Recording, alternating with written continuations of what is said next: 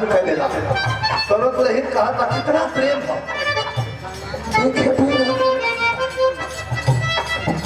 अरे देखे बिना एको पल रहल न जाला, देखे बिना एको पल रहल न जाला, राजा जी सूरतिया तोहार